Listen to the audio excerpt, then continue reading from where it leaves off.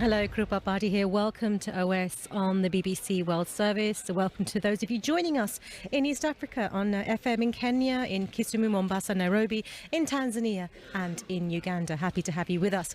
Our correspondent in Beijing, John Sudworth, is one of the people we've been talking to today. He was given rare access to China's so-called thought transformation camps in the northwest of the country.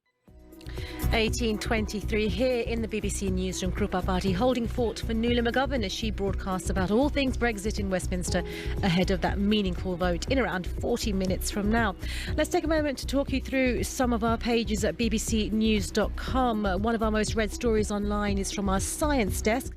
Right, a line coming in from our Africa live page at bbcnews.com. A further 2 people are confirmed dead after a primary school collapsed in Nigeria's Lagos Island. Our reporter on the scene has confirmed that figure. That brings the death toll we know so far to 10.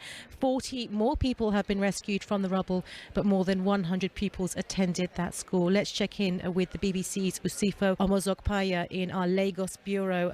Usifo, I'm watching videos of children being rescued and brought through these dense crowds. This is such a difficult rescue operation, and of course night is falling there. Yeah, it's quite difficult because you have... Right, I am really looking forward to this next interview. People on a Norwegian island where the sun doesn't set in the summer want to be the world's first time-free zone. A rare type of utopia, the island community of Somoré want the freedom to choose when they sleep, work and play. Basically, do what they want when they want. Right, let's speak to Shell Vedding. He is the leader of the Time Free Zone campaign. Thanks for joining us, Shell. OK, we've only got a minute left of the programme, and I want to do a very quick fire, quick answer round of questions. Yep. When does breakfast happen? Do you even know when breakfast happens? Some days, no. It doesn't happen Other some days, days. yes. OK. Yeah, some days it doesn't happen. OK, when do kids go to school? These kids at the moment, they have to go to school when school is starting. But the next project is to make that a change. OK. How do you arrange with friends when to meet for dinner? What time? How do you all get there at the same time? It's no problem. We could send a message. OK. Like I said to some other, it's communicated. Yeah. But this is not, it's not literally the way that we say that threw all the watches away, because you have a phone if you want to check it. But we want you to check it less, because then I think that's a message for all of us, Shell. Thank you for sharing that with us.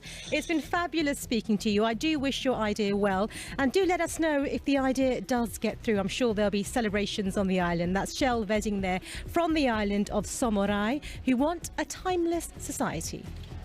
Right, to a story that's broken whilst we've been on air. President Trump's former campaign chairman, Paul Manafort, has received a further jail sentence. Happy to say that we are joined by our White House reporter, Tara McKelvey, to tell us more. Tara, what happened today? Mr. Manafort was in a federal courtroom in Washington.